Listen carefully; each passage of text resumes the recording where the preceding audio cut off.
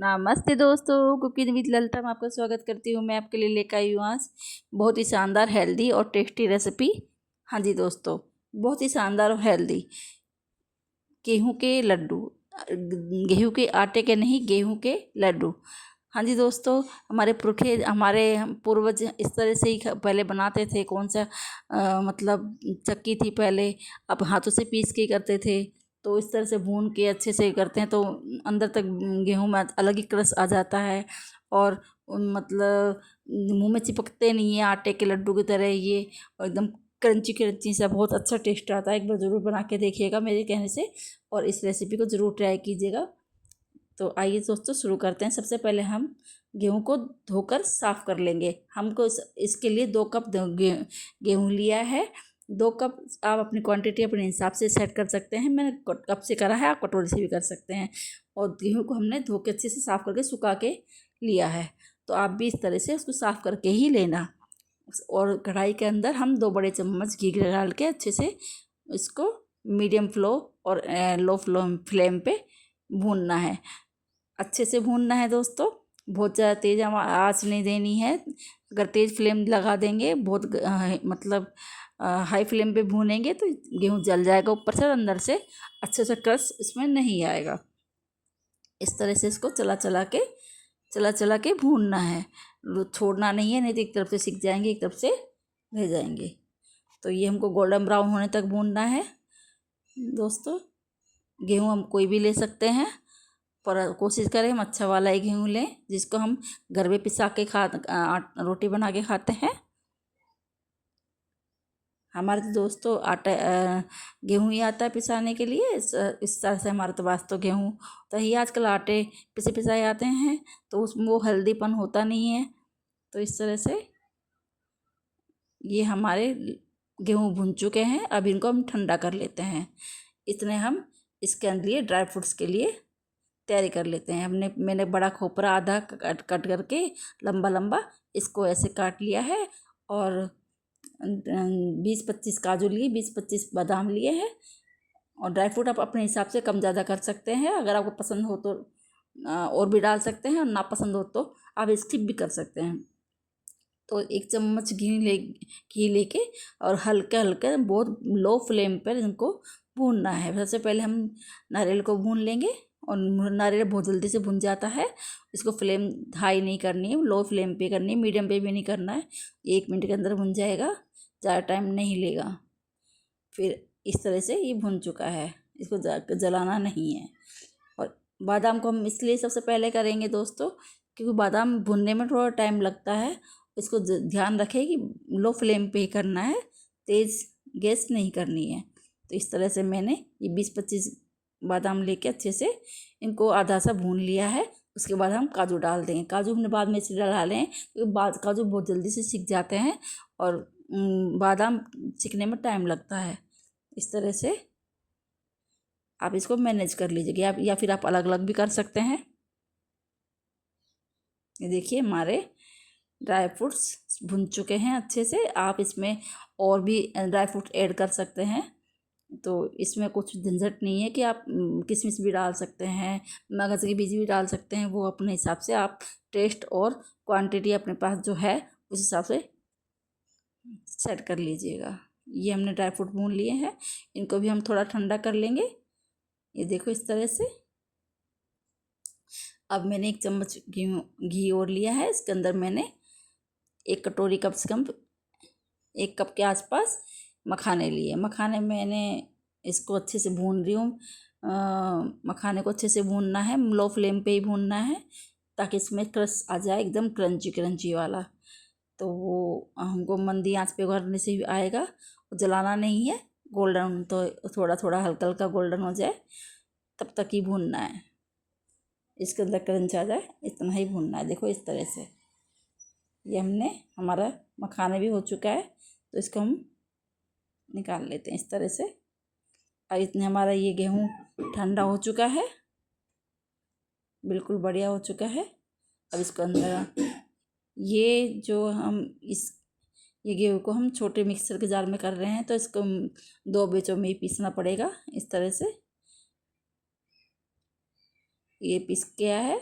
और इस तरह की इसकी कंसिस्टेंसी रखनी है। देखो दोस्तों, बहुत ज़्यादा बारीक नहीं करना है, थोड़ा ऐसा सूजी की तरह करना है, सूजी जैसा होता है, दरदरा सा, हल्का सा बारीक सा, हल्का सा दरदरा सा।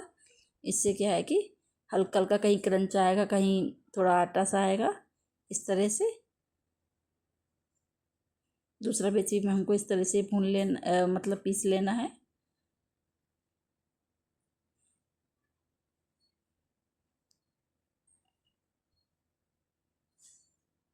ये सारा हमको गेहूँ पीस के अच्छे से एक डोंगे के अंदर कर लेना है। ये हमने पीस लिया है और ये हमारा पूरा गेहूँ पिस चुका है। ये हमारा 2 कप गेहूँ इतना हो चुका है।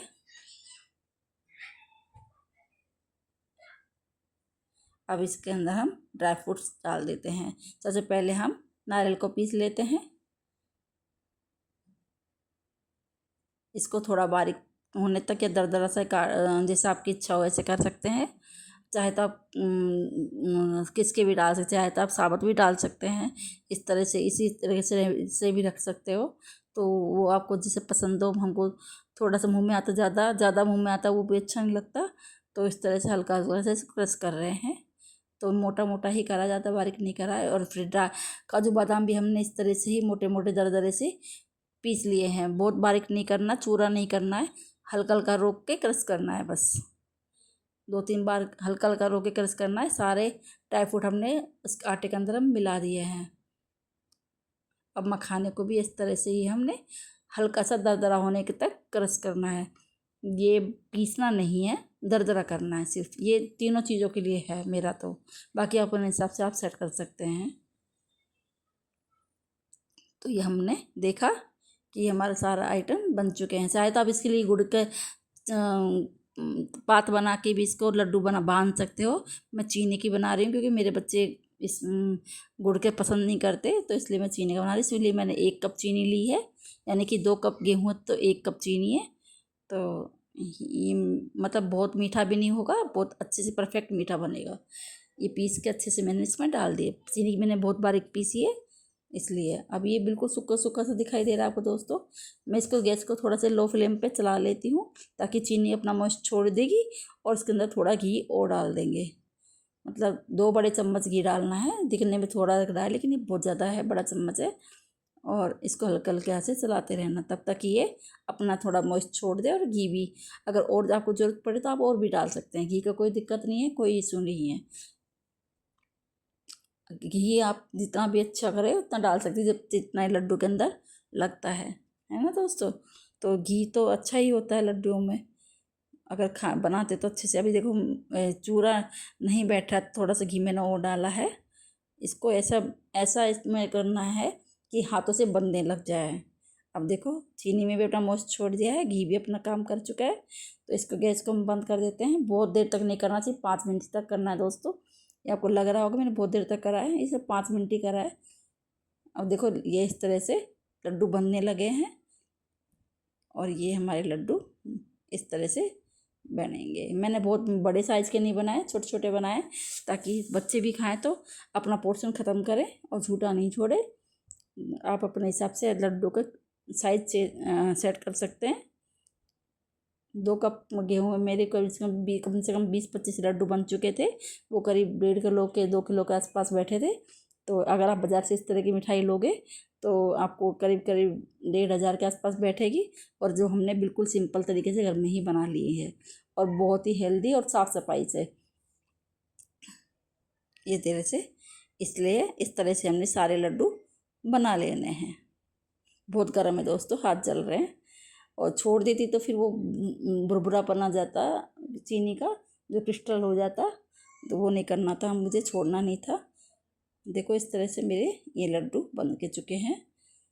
अब इसके अंदर मैं ड्राई फ्रूट, जैसे पिस्ता लगाना चाहो पिस्ता लगा लो, गुलाब का फूल लगाना चाहो गुलाब का फूल लगा लो। मैंने मेरे पास चांदी का रखा था, मैंने इस को उसी से डेकोरेट कर दिया है। ये आप अपने हिसाब से भी सेट कर सकते हैं दोस्तों, या फिर आप ऐसे भी छोड़ सकते हो घर में। अगर आप नहीं कुछ करना चाह रहे तो आप इसको बिना डेकोरेट करे भी खा सकते हो। ये आप या आपके इच्छा के अनुसार निर्भर करता है। ये देखो दोस्तों, थोड़ा सा वर्क लगाने से इसके लड्डू में कितना अच्छे से रंगत आ गई है। और ये खाने में बहुत टेस्टी है, दिखने में तो इतने सुंदर लग रहे हैं, खाने में उससे ज़्यादा अच्छे टेस्टी हैं, एकदम स्वादिष्ट हैं। तो आप इस रेसिपी को अगर आपको पसंद आ रही है तो ज़रूर ट्राई कीजिएगा और लाइक एंड सब्सक्राइब कीजिएगा दोस्तों। लाइक एंड सब्सक्राइब करने को पैसे नहीं लगते दोस्तों, लेकिन आप अगर आप कर देते हैं तो मुझे और हम जैसे लोगों को बहुत फ़ायदा मिलता है और हमारा चैनल ग्रो होता है। तो आपका बहुत बहुत धन्यवाद मेरी वीडियो देखने के लिए। लाइक एंड सब्सक्राइब कीजिए दोस्तों प्लीज़। Thank you.